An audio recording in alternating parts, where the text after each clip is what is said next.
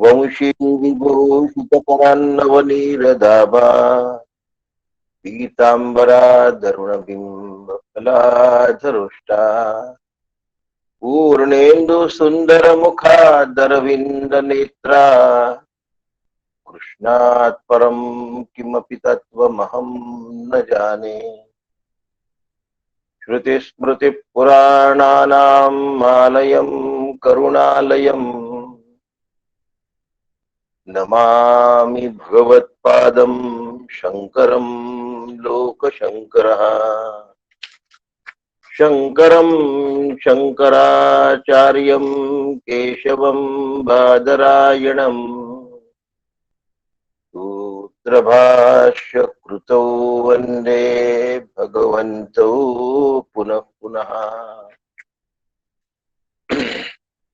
शास्त्रं शारीरकमीमांसा देवस्तु परमेश्वरः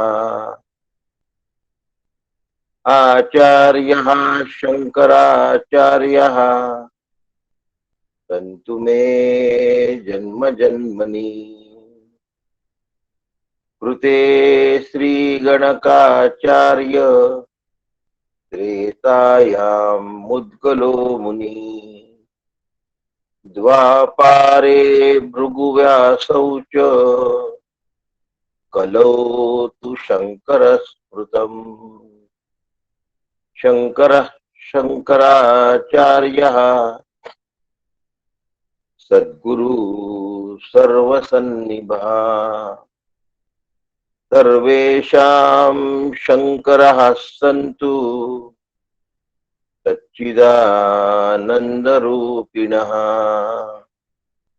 ज्ञानदं सद्गुरुं शान्तं अज्ञानारण्यदाहकम् नमामि परमाचार्यं श्रीमच्छङ्करधारिणम्। सदाशिवसमारम्भाम् शङ्कराचार्यमध्यमाम् अस्मदाचार्यपर्यन्ताम् वन्दे गुरुपरम्पराम्। वन्दे गुरुपरम्पराम्।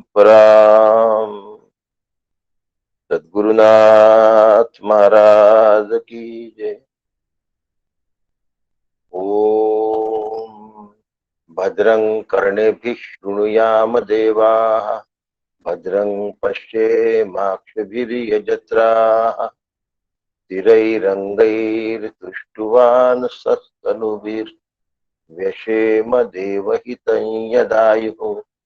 ओम स्वस्ति न इंद्रो वृद्धश्रवाः स्वस्ति नः पूषा विश्ववेदाः स्वस्ति नस्ताक्षोररिष्टनेमिः स्वस्ति नो बृहस्पतिर्ददातु। ओम शांति शांति शांति। हरि ओम श्री गुरुभ्यो नमः। हरि ओम।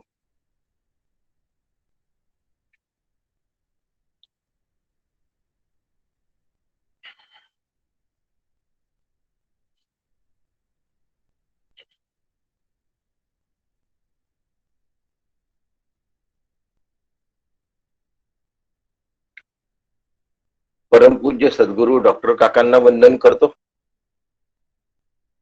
परमपूज्य मंदाताईंना वंदन करतो। काल ईशावास्योपनिषदाचं पठण आणि चिंतन पूर्ण झालं। त्यानिमित्त आदरणीय नीलाताईंना व आदरणीय शैला काकूंना नमन करतो आणि आजच्या स्फुट विषयाला प्रारंभ करतो। आज गुरुवार आहे, उद्या शुक्रवार आहे। आपला श्रुती स्मृतींचा अभ्यास वर्ग आहे, त्यामुळे उद्या आपण भगवद्गीतेच्या दुसऱ्या अध्यायाचं चिंतन पर श्लोकावर चिंतन करतो आहोत। आणि आज स्फुट विषय घेतो आहे. स्फुट विषय शब्दाचा अर्थच असा आहे की या विषयाचा आधी आणि नंतर कुठल्याही गोष्टीशी संबंध नाही. आज मी साधना हा विषय घेतो आहे. कोणता विषय घेतो आहे? साधना. आज एक दिवस आहे, उद्या भगवद्गीता आहे. सोमवारपासून काय करायचं थोडासा विचार विमर्श करून त्याचा निर्णय घेतो. तो तुम्हाला सोमवारी कळेलच. आज साधना विषय घेतो असतं तरी पण साधना ही बहुआयामी असते.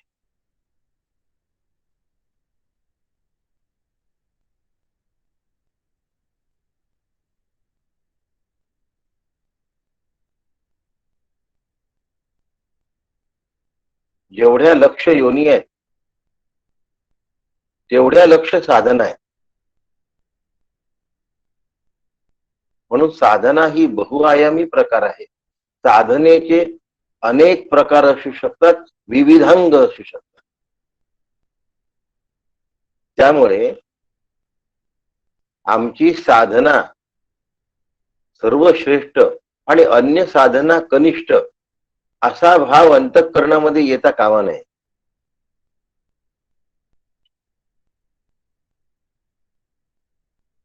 पण माझ्या श्री गुरूंनी मला दिलेलं साधन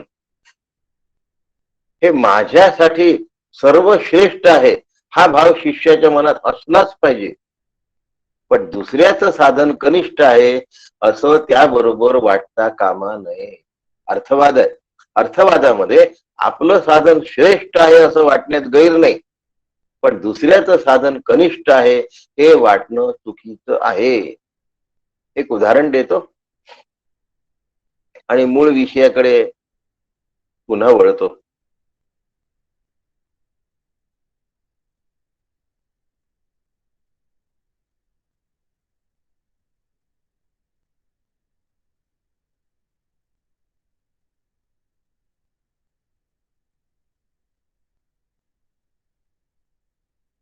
कपडे शिवण्याकरता सुईचा वापर केला जातो. बारीक सुया असतात, त्यांनी कपडे शिवले जातात.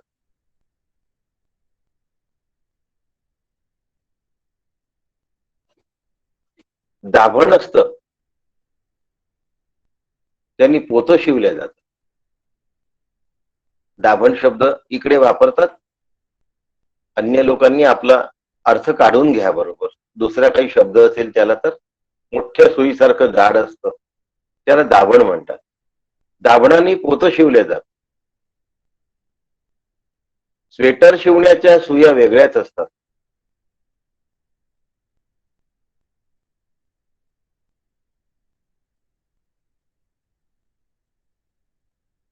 आता एवढ्या प्रकारच्या सुया आहेत,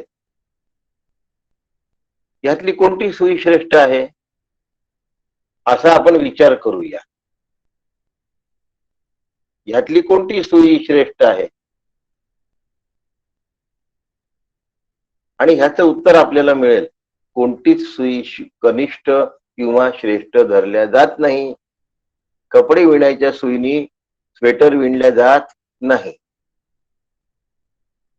दाभण जे आहे त्यांनी कपडे शिवले जात नाही आणि कपड्याच्या सुईनी पोतं टाचल्या जात नाही.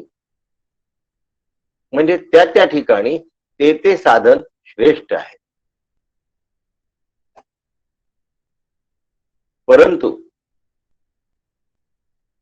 हे समजल्यानंतर अन्य साधनांची निंदा होता कामा नये आणि आपल्याला दिलेलं श्रीगुरूंनी दिलेलं साधन हे सर्वश्रेष्ठ आहे आपल्यासाठी या विचाराला तडाही जाता कामा.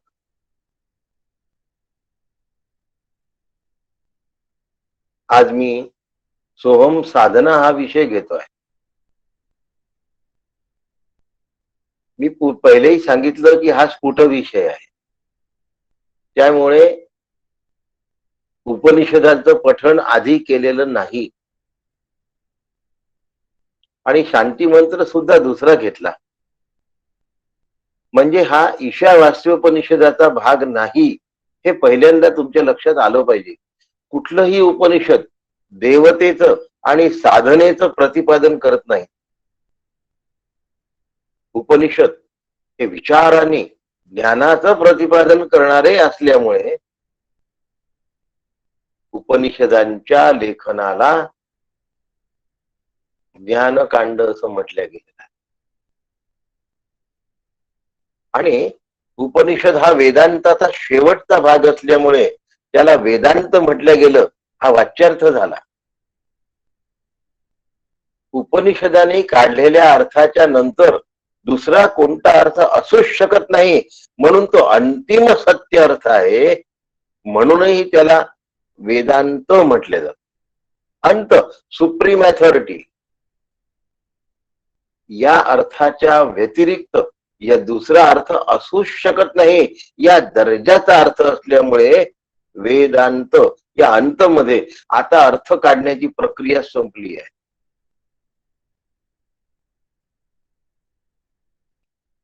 मग आता या विविधांगाचं वर्णन कसं करणार, साधनेच्या विविधांगाचं वर्णन कसं करणार, म्हणून प्रमुख 3 अंगांबद्दल आपण सध्या विचार करूया. फक्त 3 अंगांबद्दल. एकाला म्हणतात नामसाधना, एकाला म्हणतात ध्यान साधना आणि एकाला म्हणतात ज्ञान साधना.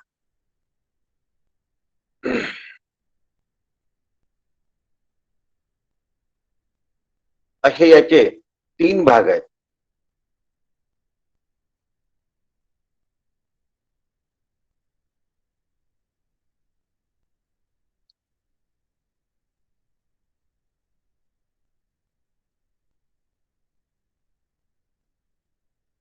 या 3चेही पुन्हा 2 भाग करता येतात. नामसाधना आणि ध्यान साधना एका गटामध्ये जाते आणि ज्ञान साधना म्हणजे विचार साधना दुसऱ्या गटामध्ये जाते. आणि म्हणून जे फळ नामसाधनेने मिळतं तेच फळ ज्ञान साधनेनेही मिळतं. तेवढंच मिळतं, तितकंच मिळतं आणि तसंच मिळतं. म्हणून भक्ती आणि ज्ञान यांचं आपापसात भांडण नाही, हे पहिले लक्षात ठेवा. या 2 मधलं कुणीही हलकं अथवा वजनदार नाही, श्रेष्ठ अथवा कनिष्ठ नाही, उत्तम अथवा गौण नाही. भक्ती आणि ज्ञान 2 जर हातात हात घालून चालले फार लवकर प्रगती होते. एकाला पिप्पिलिका मार्ग म्हणतात,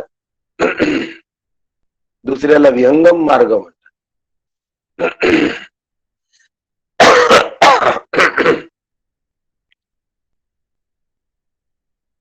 पण यातला श्रेष्ठ किंवा कनिष्ठ नावाचा मार्ग कुठलाही नाही.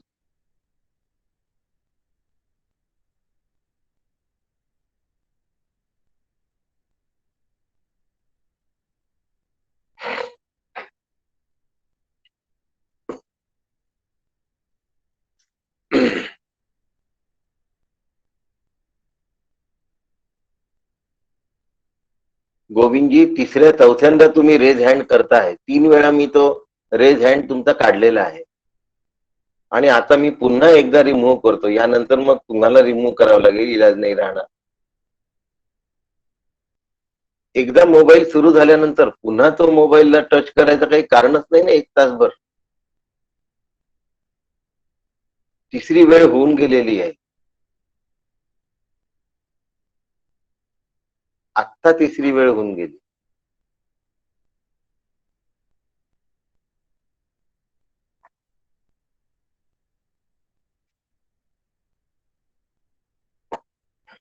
आणि आता ही 4थी वेळ आहे.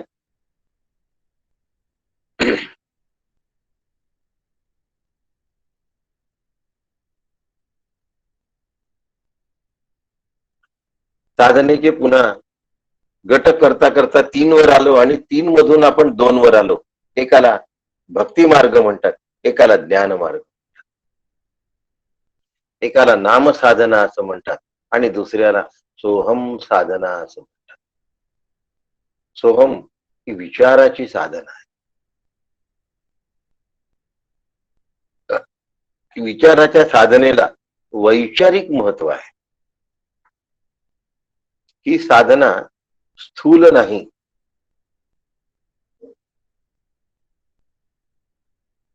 श्वासावर असलेली जी साधना असते ती स्थूल असते आणि स्थूल असल्यामुळे त्या सोहम साधनेविषयी मी बोलत नाहीये. मी वैचारिक सोहम साधनेविषयी बोलतोय.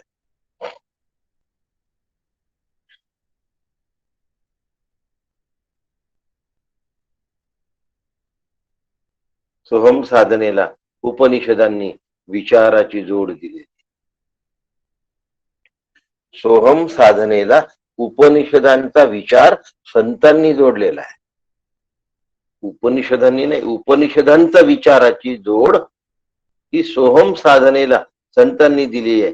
म्हणून सोहम साधना औपनिषदीय साधना आहे.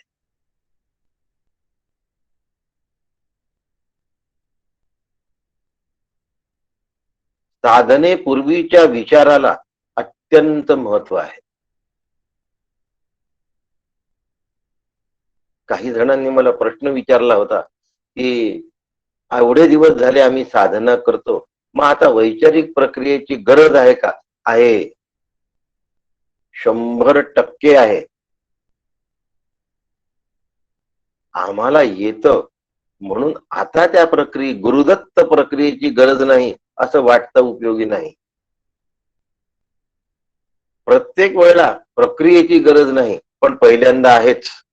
रोज गाडी सुरू करताना किल्ली स्टार्ट करण्याची आवश्यकता आहे की नाही आहे? आता बटन स्टार्ट सुरू झालेले आहेत.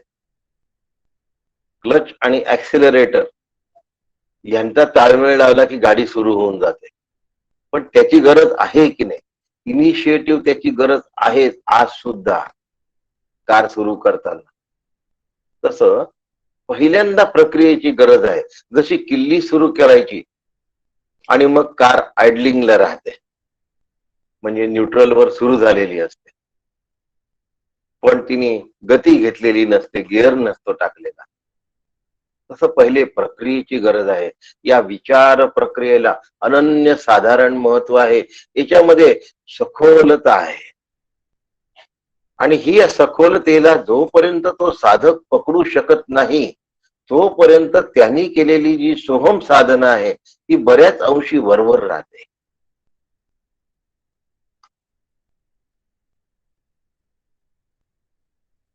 साधना हा करून टाकण्यातला भाग नाही, कोणती पण असो.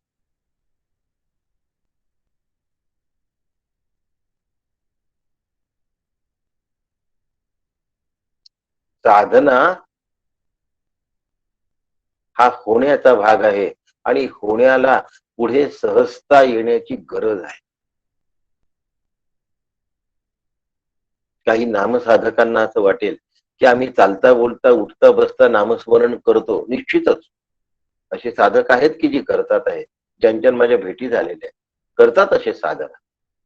अव्याहत नामसाधना करण्याचा आटोकाट प्रयत्न करणारे साधक माझ्या संपर्कात आहेत. परंतु त्याला वैचारिक जोड असणं अत्यंत गरजेचं आहे, जे सद्गुरू डॉक्टर काकांनी शिकवली आहे. नुसती वैखरीची कृतिशीलता म्हणजे नामसाधना नव्हे. नुसत्या श्वासाचं आवागमन म्हणजे सोहम साधना नव्हे. या दोनही साधनेच्या मागे विचार प्रक्रिया अत्यंत बलवान आहे आणि अत्यंत सूक्ष्म आहे. आम्हाला ती कळली आहे का, हा महत्वाचा भाग आहे. आम्हाला ती उमगली आहे का, हा महत्वाचा भाग आहे. आम्हाला ती समजली आहे का, हा महत्वाचा भाग आहे. त्या प्रक्रियेला म्हणून टाकण्यापुरता जर म्हटलं असेल,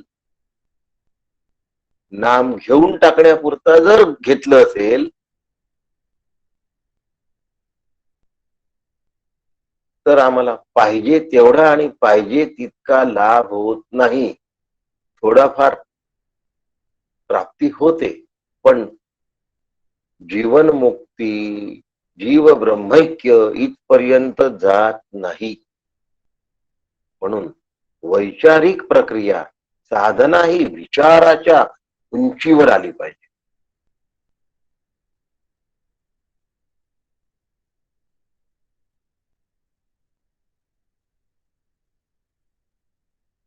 विमान वेगाने धावपट्टीवर जर धावत असेल तरी ते खऱ्या अर्थाने विमान संबोधल्या जात नाही. धावपट्टी सोडून जेव्हा ते वेग घेत हवेमध्ये तेव्हा त्याला विमान म्हणतात.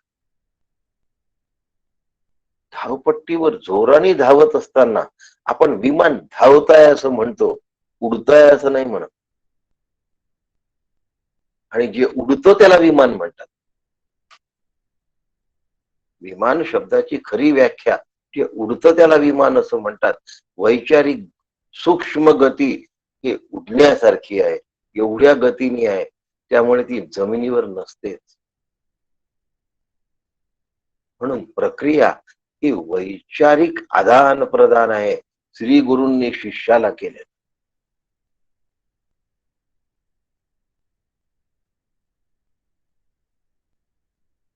आणि जर हे आमच्या लक्षात राहिलं आणि या गोष्टीला जर आम्ही बरोबर पकडू शकलो,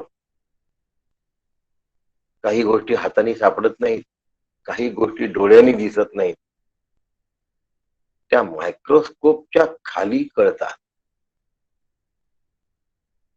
मायक्रोस्कोपिक पार्टिकल्स हे अतिसूक्ष्म असतात.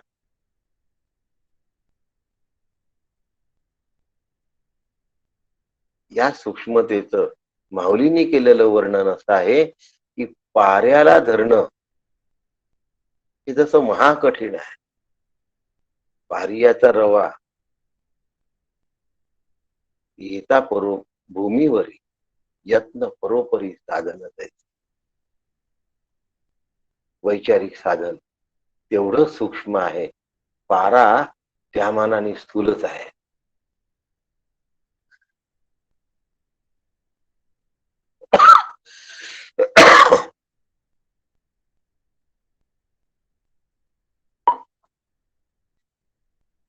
श्री गुरु अनुग्रह देतात त्यावेळेला शिष्याला तो अनुग्रह झालेला असतो, त्यावेळेला त्याला ते पूर्ण कळलेलं असतं.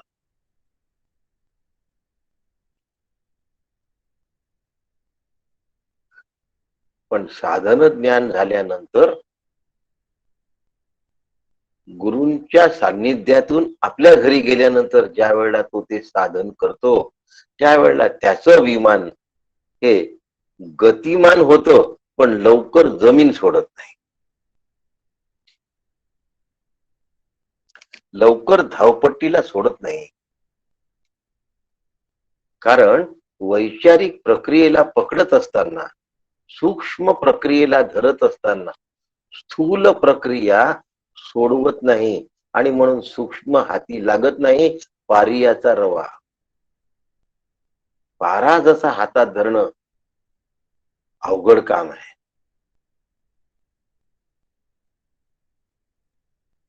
तसं सूक्ष्म विचार प्रक्रिया पकडणं अवघड काम आहे. या दोन अवघड गोष्टी आहेत.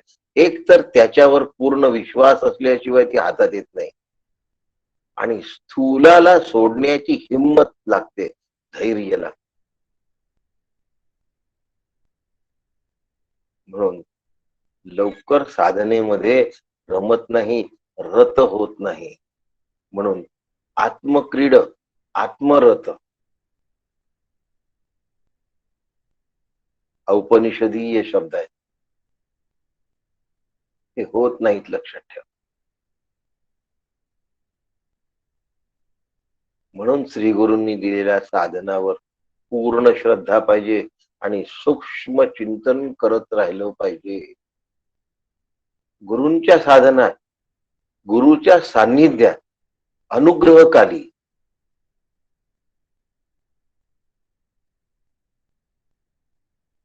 तो अनुभव चटकन येतो, परंतु तो पकडून ठेवता येत नाही.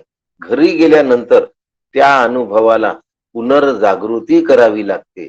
याला साधना असं. या वैचारिक प्रक्रियेला पहिल्यांदा स्थूल देहाची आणि त्यानंतर सूक्ष्म देहाच्या अनुकूलतेची फार गरज असते. हे दोन हर्डल्स आहेत, व्यत्यय आहेत. आणि म्हणून सांगितलं जातं की पद्मासनात बसण्याची गरज नाही, सहजासनात बसा. आणि खाली बसता येत नसेल तर खुर्चीवर बसा.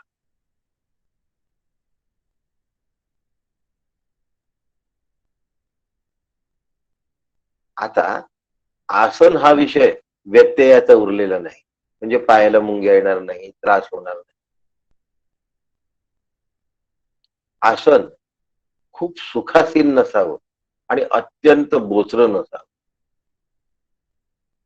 खूप सुखासीन असेल तर निद्रा येण्याची शक्यता आहे. बोचरं असेल तर देहबुद्धीतून सुटणं अवघड जातं.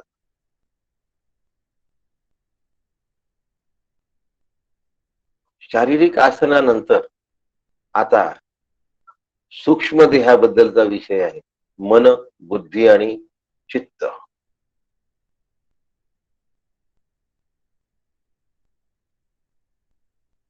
ऐसी कर्म साम्य दशा जेथ येईल विरेशा तै सद्गुरु आपैसा भेटीची का. ज्यांना सद्गुरूंची प्राप्ती झाली आहे त्यांची कर्म साम्य दशा आलेली आहे.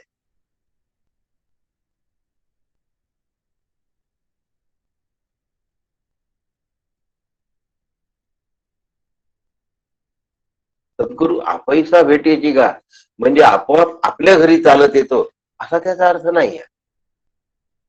परंतु सद्गुरूंची सद्गुरू म्हणून गाठ होते तोपर्यंत ते मनुष्य वाटतात. जेव्हा ते सद्गुरू आहे असं वाटतं तेव्हा आपैसा भेटीची का. आता गुरुदत्त साधन, सोहम साधन प्राप्त झाल्यानंतर त्या साधनाला नाम साधनेची जोडही आवश्यक आहे. कारण सातत्याने ते साधन करता येत नाही तेव्हा त्याला फिल इन द ब्लँक नामसाधनेची जोड आहे. आणि ज्या अर्थी नामसाधना त्याला तिथे जोडते त्या अर्थी नामसाधना ही नामीच्या बोधात असेल तर ती त्याच दर्जावर असते. एक दर्जा वरचा आणि एक दर्जा खालचा असं एकत्र गाडीत जाणार नाही. आणि ज्या अर्थी या दोन जोडल्या आहेत त्या अर्थी त्यांचा दर्जा तोच आहे. चढाव उताराचा भाग असतो तो आपल्याकडून असतो, लक्षात ठेवा.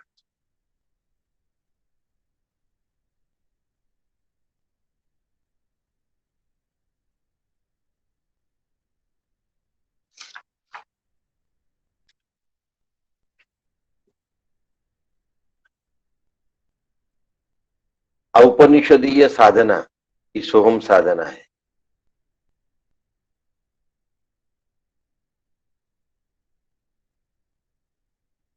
तुम्ही म्हणाल उपनिषदात साधना सांगितली आहे का. नव्हे, विचार सांगितलाय. सोहम साधना शब्दाचा अर्थ महावाक्याची साधना असा होतो. ऐतेरेय उपनिषदामध्ये प्रज्ञानम ब्रह्म नावाचं महावाक्य आहे. याला अभ्यास वाक्य असं म्हणतात. याचा अर्थ ज्ञानच ब्रह्मरूप आहे असा होतो. हे ऋग्वेदातल्या ऐतेरेय उपनिषदामध्ये येतं.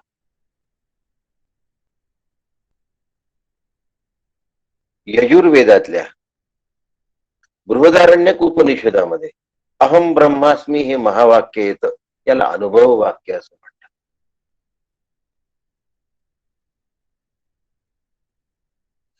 सामवेदातल्या छांदोग्य उपनिषदामध्ये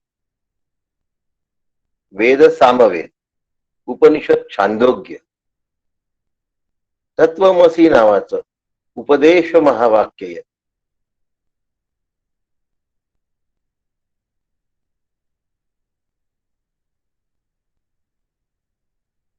अथर्व वेदातल्या मांडुक्य उपनिषदामध्ये अयमात्मा ब्रह्म हे घोषवाक्य आहे.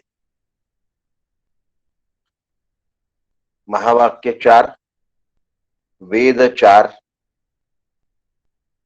प्रज्ञानम ब्रह्म हे ऐतरेय उपनिषदातलं अभ्यास वाक्य आहे. ज्ञानच ब्रह्म आहे.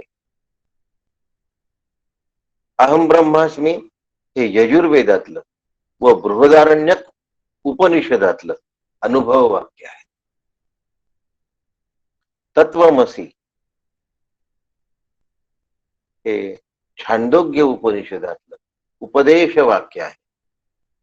आणि अथर्व वेदातलं अयमात्मा ब्रह्म हे मांडुक्य उपनिषदातलं घोष वाक्य आहे.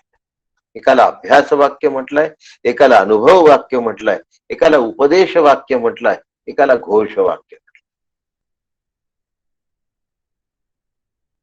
मी ब्रह्म आहे याचा अभ्यास करायचा आहे. मी ब्रह्म आहे याचा अनुभव घ्यायचा आहे. तू ब्रह्म आहेस असं गुरूंनी शिष्याला समजावून सांगायचं आहे. आणि सर्वम खलु इदम ब्रह्म, मी तर ब्रह्म आहेच, सर्वत्र ब्रह्म व्यापला आहे, हे घोष वाक्य आहे. हा ब्रह्मानुभव घ्यायचा आहे. आणि या चारही वाक्यांचं सार जे महावाक्य आहे त्याला सोहम म्हणतात. या चारही वाक्यांचा सूक्ष्म विचार ज्यामध्ये अंतर्भूत आहे तो सोहम आहे.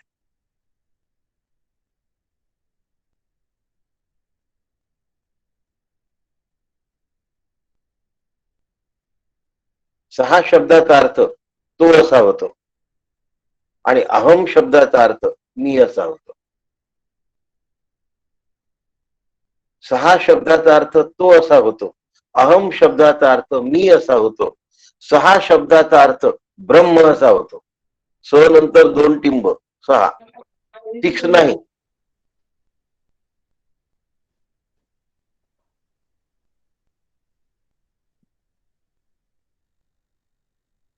गोविंदजी, आता 5वी 6वी वेळ झाली आहे आजचीच.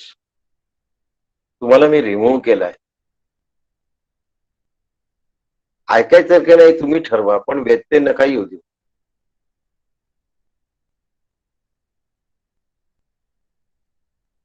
खूप दिवसांपासून सुरू आहे तुमचा व्यत्यय. पुन्हा पुन्हा जॉईन होतात आणि पुन्हा पुन्हा स्पीकर ऑन करतात. स नंतर 2 टिंब आहेत, त्याला 6 म्हणतात संस्कृत मधलं. हे मराठीतलं 6 नव्हे. स नंतर 2 टिंब 6. 6 शब्दाचा अर्थ ब्रह्म असा होता आणि अहम शब्दाचा अर्थ जीव असा होता. 6 तो म्हटलाय, अहमला मी म्हटलं आहे. मी हा नेहमी जवळ असतो आणि तो हा नेहमी दूर असतो. आजचा विषय खूप महत्वाचा आहे.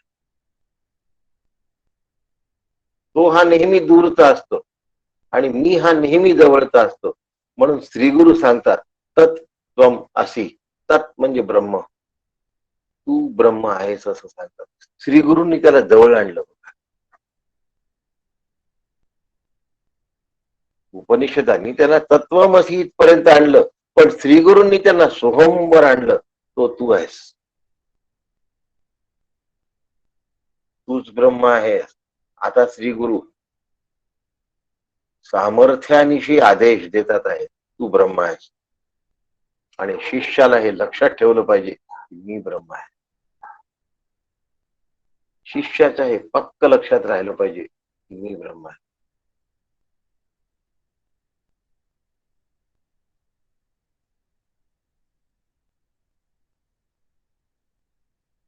आता मी ब्रह्म आहे हे लक्षात ठेवायचंय की म्हणत राहायचंय?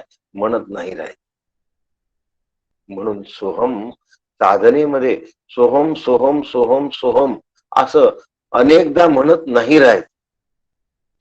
एकदा जाणीव करून द्यायची आहे. एकदा जाणीवेने काम होत असेल तर झालं. नाही तर अधिक दोनदा जाणीव करून द्या, पण त्यानंतर पुन्हा तीच तीच जाणीव करून देणे नाही. महावाक्याचा उपदेश भला, परी त्याचा जपनाही बोलिला. तेथे विचारची केला पाहिजे साधके. म्हणून सोहम हा जपाची प्रक्रिया नाही आहे. समर्थांनी अनुर्वाच्य निरूपण दिलेलं आहे. उवाच्य मध्ये नाही आहे, ते अनुर्वाच्य मध्येच आहे. म्हणून वाचेनी ते झालं की ते बिघडतं, त्याचा व्यत्यय येतो. वाचा नाही तिथे उपयोगाची, अनुर्वाच्याचा अनुभवच तिथे महत्वाचा आहे. त्या अनुभवासाठी सगळं आहे लक्षात. आणि त्या अनुभवाचा परिपाक म्हणजे जीवच ब्रह्म आहे हा होतो. आणि जीव ब्रह्म आहे हा परिपाक झाल्यानंतर मी ब्रह्म आहे असं जीवाला म्हणण्याची गरजच पडत नाही, नामही घेण्याची गरज पडत नाही. मार्ग भरकटू नये म्हणून नाम सोबत असावं. पण ही शेवटची अवस्था आहे लक्षात ठेवा. त्याला सहजता असं म्हणतात. ही सहजावस्था ऐसी तिची ही ऐशी तैशी, तीही न पडो माशी आनंद भोजने. मी सहजावस्थेत आहे असं वाटणं, ही सुद्धा सहजावस्थेमध्ये माशी पडणं आहे. काकांची ओवी आहे.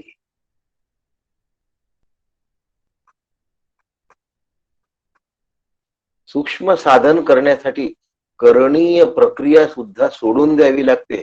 म्हणून प्रक्रिया एकदाच आहे, रोज एकदा.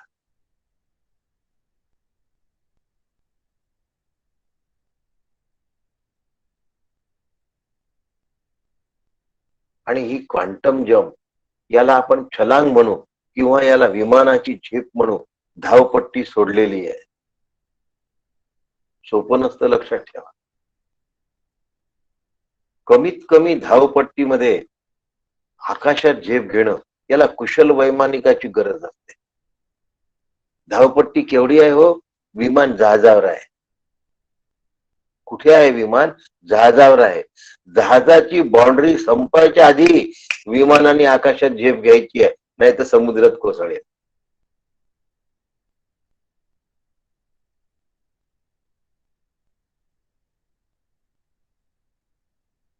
साधन सूक्ष्म आहे. सोहम साधन अति सूक्ष्म साधन आहे.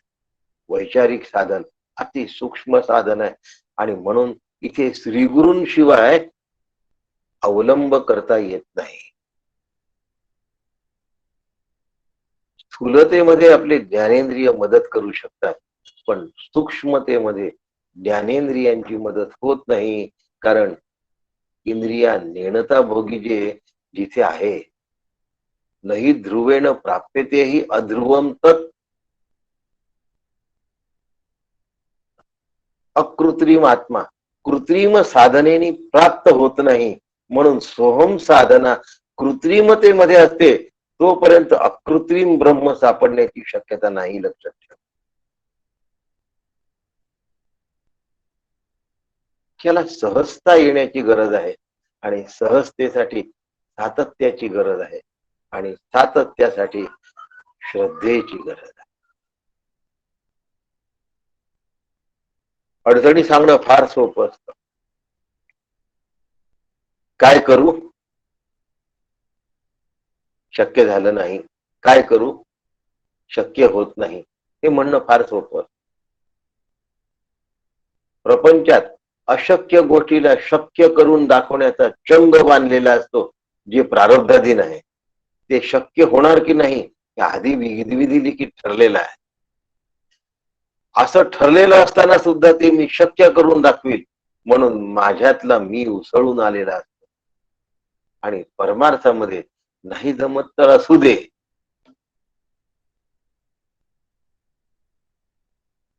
इतके आम्ही असंवेदनशील असतो. प्रपंचात संवेदनशील असतो. जमत नाही तर कसं जमत नाही, जमलं नाही तर मी पाहून घेईन आणि जमवेनच.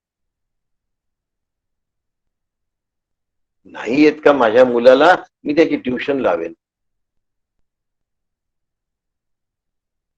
ट्युशन देऊन काम नाही झालं का, मी डोनेशन देईन, पण त्याला मोठ्या कॉलेजला ऍडमिशनच घेऊन देईन.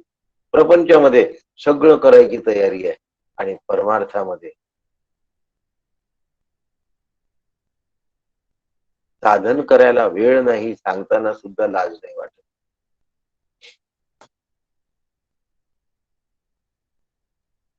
प्रपंच भोगाच्या वैभवाने सजतो आणि परमार्थ त्यागाच्या म्हणजे वैराग्याच्या वैभवाने फुलतो. म्हणून साधना करत असताना पहिल्यांदा स्थूल देहाला स्थिर करावं म्हणून सांगितलं, नंतर जे सूक्ष्म देहाला स्थिर करायचं आहे. हा सूक्ष्म देह दिवसभर बचबच बचबच सगळीकडे जर भटकत असेल, तर हा सूक्ष्म देह मला साधना काळी साथ देत नाही, म्हणून मन लागत नाही. चित्तामध्ये वासना उसळतात, त्या वासना स्थिर होऊ देत नाही, आणि बुद्धी स्वरूपाचा निर्णय घेत आणि म्हणून सोहमशी मी जुळत नाही, लक्षात ठेवा.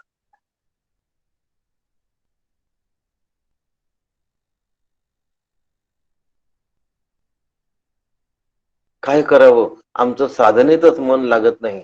मन 10 ठिकाणी 56 ठिकाणी भटकवलं मी आहे, ते एका जागी कसं मुटकन बसेल. त्याची मुस्कटदाबी होते, आणि मुस्कटदाबी कोणाला सहन होत नाही. नाक आणि तोंड बंद झालं कोणालाच राहत नाही.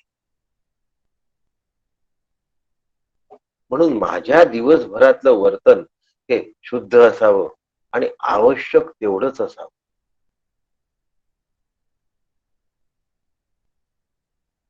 या समूहामध्ये जा, त्या समूहामध्ये जा, त्या समूहामध्ये जा, सगळीकडे भटकतात. मला नाव घ्यायचं नाही कुठल्या एकाचं. आणि काही लोकांना सगळ्या ग्रुप्सवर ऐकत बसण्याची सवय आहे. आम्ही ह्यांचं पण ऐकतो, त्यांचं पण ऐकतो, त्यांचं पण ऐकतो, त्यांचं पण ऐकतो.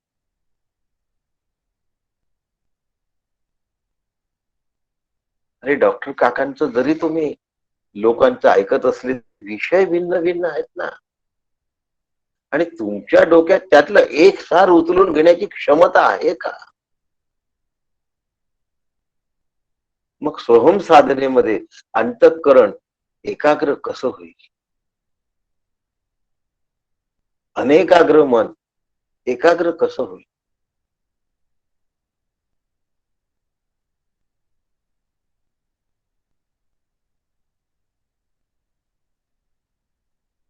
साधना ही सहजतेमध्ये परिवर्तित झाली पाहिजे. अहम सहाशी ऐक्य पावला पाहिजे. अहम सहाशी ऐक्य पाहतो की अहमचं विशेषत्व विरत, अहमचं विशेषत्व विरत, आणि विशेषत्व पिरल्यानंतर जो सामान्य अहम आहे तो ब्रह्मरूपच आहे. जीवा ब्रह्मत्व आहे, संकल्पलोपी. मी सोहम साधना सांगतोय, सोहम विचार सांगतो. सोहम विचार हा सोहम साधनेपेक्षा सूक्ष्म आहे, आणि मग साधना थांबते, विचार चालतो, विचारही थांबतो. तद्रूपता येते, स्वरूपाकारता शिल्लक राहते.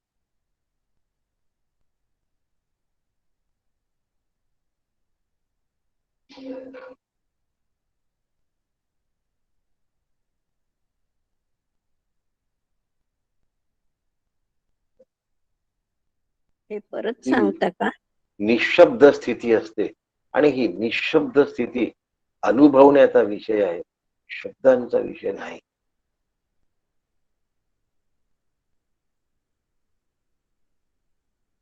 अपरोक्षत्व शब्दांमध्ये नाही सांगता येत, हा अनुभवण्याचा. काका क्षमा पुन्हा सांगता का एकदा? काका क्षमा करा, पुन्हा सांगता का? अहम ते सहाशे ऐक्य ते एकदा पुन्हा सांगता का प्लीज?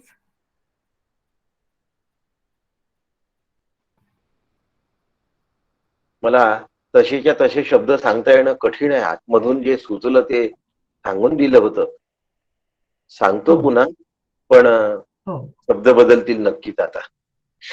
बरं बरं कारण मी कुठे पुस्तक किंवा नोट्स घेऊन नाही बोलत आहे तुमच्याशी. उपनिषद संपलं म्हणून आज साधना, आज कुठं विषय घ्यावा असं मनात आलं.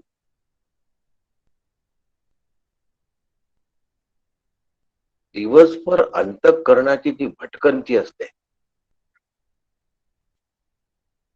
ही भटकंती माझी हानी करत. म्हणून तिला नामाच्या खुंट्याला बांधून ठेवायचं. बहुतांश साधकांच्या या तक्रारी असतात की साधनेमध्ये मन लागत नाही. बाहेर मन लागतं आणि साधनेत कसं नाही लागत? सिनेमामध्ये मन लागतं, सिरियल मध्ये मन लागतं, जेवणाच्या पदार्थामध्ये जेवत असताना मन लागतं. म्हणजे मनाला लागून घेण्याची सवय आहे, साधनेत लागत नाही.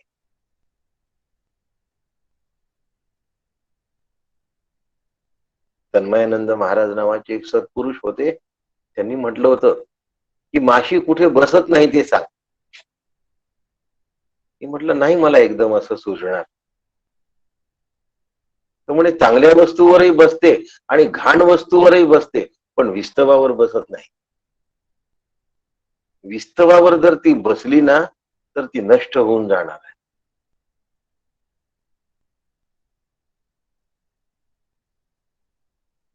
म्हणून अंतःकरण वृत्ती ही स्वरूपावर स्थिर होत नाही.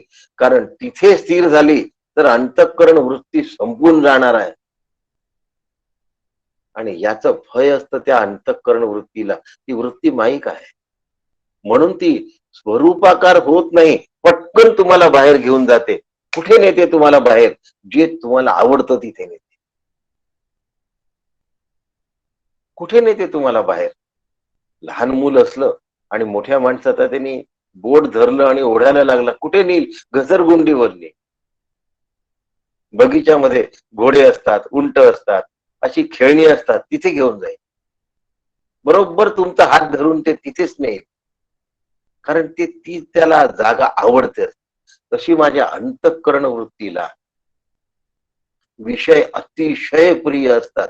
म्हणून ती विषयाकार होण्यासाठी तत्पर असते आणि विषयापासून निवृत्त झाल्याशिवाय सहा कळत नाही. म्हणून बहुतांश साधकांचं नेहमीच ओरड असते की मनच लागत नाही, मनच लागत नाही. लागणारच नाही. त्याला स्वैर आणि सैरावैरा फिरायला जर दिवसभर वाव देत असू तर ते एका विशिष्ट 15-20 मिनिटं, अर्धा तास, 1 तास काय तुम्ही बसत असाल, तेवढ्या वेळ एका जागेवर बसेलच कसं? अनेक जागांवर अनेकदा फिरण्याची ज्याला सवय आहे तो एका जागी कसं बसणार?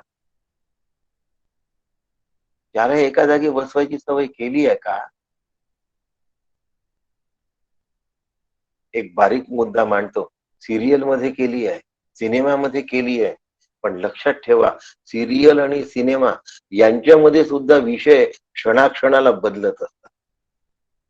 कधी सासू बोलते, कधी सून बोलते, कधी मुलगा असतो, कधी शेजारी असतो, कधी काय असतं. पण आम्हाला वाटतं आम्ही एकाच सिरियल मध्ये आहोत. नाही, एका सिरियल मध्ये अनेक वृत्ती त्या ठिकाणी एकत्र आणलेल्या असतात.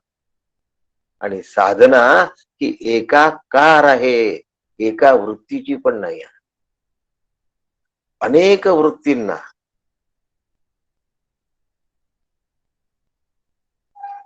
हाकणाऱ्या अनेक किरणांना केवळ प्रकाशामध्ये बघायचं आणि प्रकाश याला बिंबामध्ये सामावून टाकायचा, ही साधना आहे.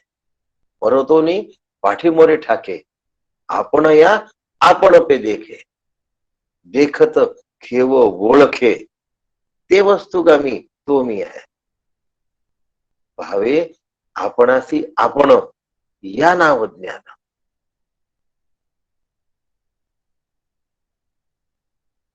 आपणासी आपण पाहत आहे हे ज्ञान आहे. आणि आपणासी आपण पाहिल्यानंतर आपण हरवून जाणं ही ज्ञानरूपता आहे.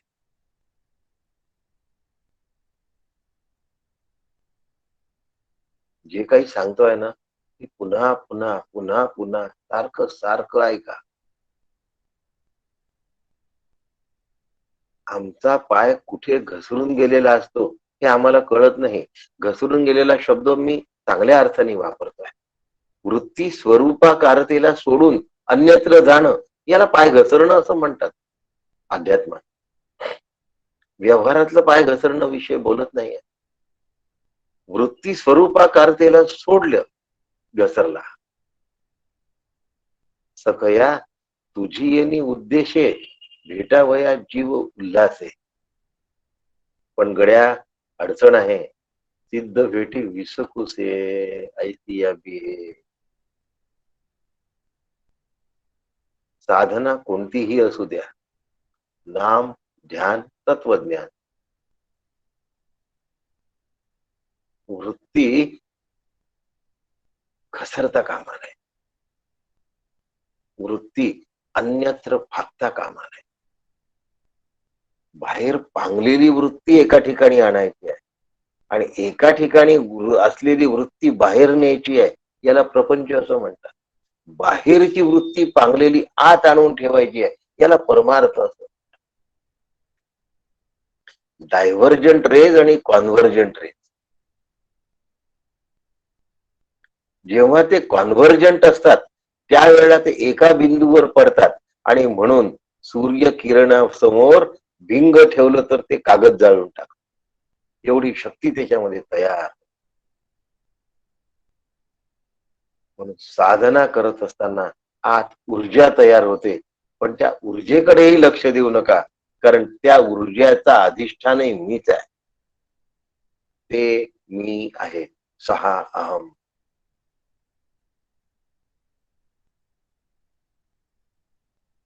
ह्या साधना गुरुमुखातून शिकायच्या असतात आणि पुन्हा पुन्हा श्री गुरूंकडून त्या करेक्ट आहे की नाही याचं कन्फर्मेशन करून घ्यायचं.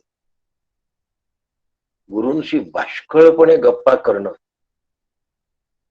यांनी हे हाती लागत नाही. गुरूंशी भस्कन काहीतरी बोलत राहणं यांनी हे हाती लागत नाही. मंदाताईंना एवढं बरं नसतं. जेव्हा विचारतो ताई कसं वाटतं, तेवढं सोडून बोला म्हणतात. का तेवढं सोडून बोला म्हणतात? आपली फाकलेली वृत्ती त्यांना नाही आवडत. त्यांच्या शरीराने त्यांना दिलेला त्रास असतानाही त्यांची वृत्ती जर फाकत नाही तर त्यांच्या तब्येतीसाठी आमची वृत्ती बाहेर फिरणं नाही आवडत त्यांना. म्हणून त्यांना देहबुद्धीच्या चर्चा नाही आवडत. काकांना तब्येत कशी आहे म्हटलं, ठीक आहे म्हणतात. एका शब्दात 2 अक्षरांमध्ये उत्तर देऊन मोकळं कर. शिष्याला वाटतं आपल्याला खूप काकुळती आहे, गुरूंच्या प्रकृतीबद्दल खूप वाटतंय. अरे पण तुझी वैचारिक प्रकृती दुभंगते आहे ना, आणि दुभंगतेमध्ये 2च शब्द आहे. इथे आमची त्रिभंगते की किती भंगते.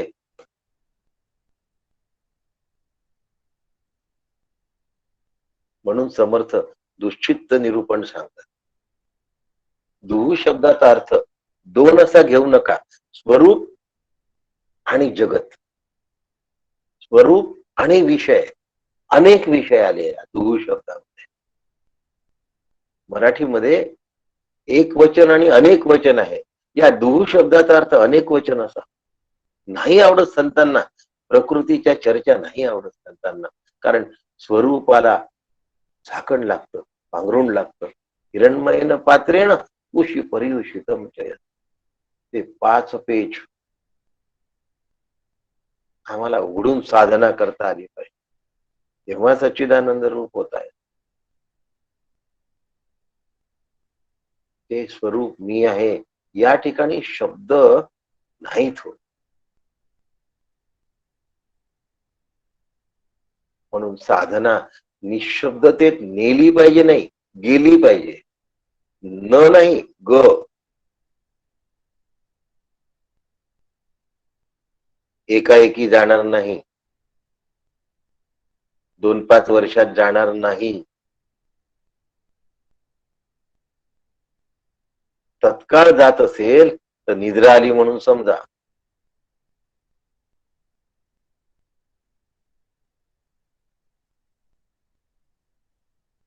अखंड सातत्य लागतं. बजबज बजबज बोलणं बंद लागतं. कानाला बाहेरच्या जगाशी संपर्क कमी ठेवावा लागतो. आवश्यक तेवढा ठेवा ना. म्हणून बोलायचं असेल तर परमार्थाच्या गोष्टी कराव्या. प्रपंचाच्या अत्यावश्यक गोष्टी कराव्या. आवश्यक नाही, अत्यावश्यक. हरी बोला, हरी बोला, ना तरी अबोला, व्यर्थ गलबला करू नका. कोण म्हणताय? शांती ब्रह्म नाथ महाराज म्हणतात. नाथ महाराजांची शांती आम्हाला हवी आहे, पण आमचं बजबज बजबज बोलणं आम्हाला नाही थांबवायचं. कशी मिळणार? आम्हाला सावली हवी आहे, पण उन्हात राहणं नाही सोडायचं. कसं शक्य आहे?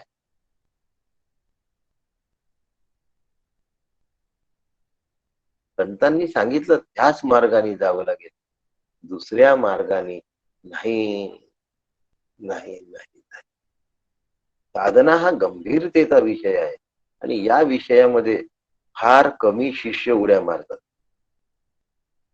बाकी सगळेजण बागडत असतात. बागडणं कळतं ना?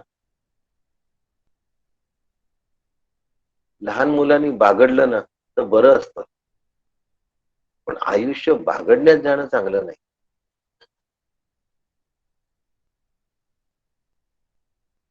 बालपण उत्तम असतं. बालपणाचा आनंद असावा. म्हणून आयुष्य बालिष्ठतेत नाही घालवत.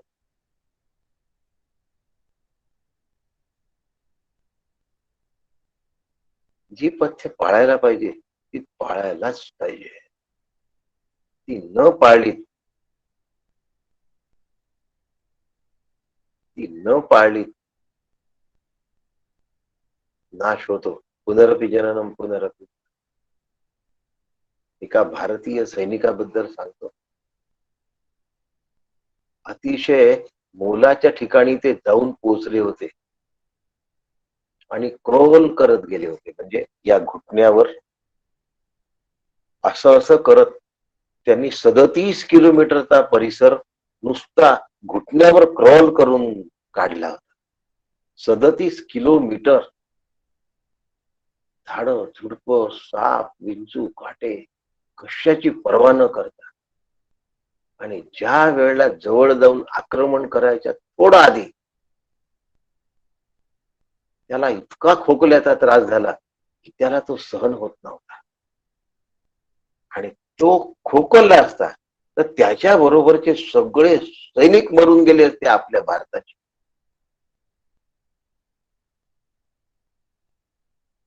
आणि तो खोकला त्यांनी हात देऊन दाबण्याचा प्रयत्न केला. नाही जमलं. स्वतःच नाक आणि तोंड दाबून टाकलं आणि प्राण देऊन दिले. पण आपल्या प्लॅटूनला, बटालियनला त्यांनी वाचवलं. स्वतःच प्राणार्पण करून आपल्या बटालियनला वाचवलं. त्या बटालियननी पादाक्रांत केला तो भाग आणि विजयी मिळवला. पण यांनी युद्ध सुरू होण्यापूर्वी स्वतःचा बळी दिलाय. आपल्या मनाला नाही सांभाळता येत आपल्याला. दिवसभर त्याला बसबस फिरू दिलं तर नाहीच ते सांभाळण्याला. मला तर नको वाटतं आता अशा लोकांशी फोनवरही बोलायला नको वाटतं. त्यांचा फोनही संपत नाही लवकर. ऐका ना, ऐका ना, किती वेळ ऐकायचं? आत्मचिंतन बोलत आहात का? मग नको वाटतं. आता कळतं की काका ठीक आहे ठेवू का म्हणतात. 2 वाक्य आपण बोललो की ठेवू का म्हणतात.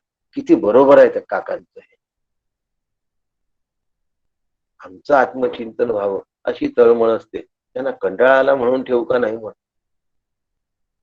हे समजून घ्यायला आम्हाला तयारी करावी लागेल. सोहमस्मी, मी तो आहे. हे महावाक्य आहे. गुरुदत्त महावाक्य, श्री गुरूंनी दिलेलं महावाक्य.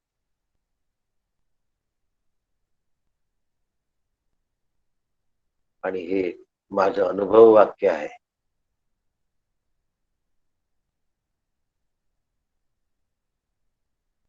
आणि हे माझं अनुभव वाक्य व्हावं हा शिष्याचा अखंड प्रयत्न आहे.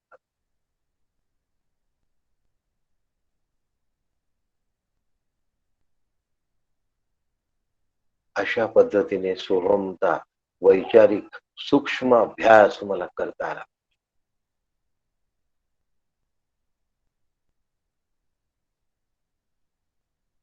हा अभ्यास सद्गुरू डॉक्टर काकांच्या सामर्थ्याखाली आपल्या सगळ्यांचा पूर्ण हो अशी मी काकांच्या चरणी प्रार्थना करतो आणि थांबतो. राम कृष्ण हरी. नमस्कार करते.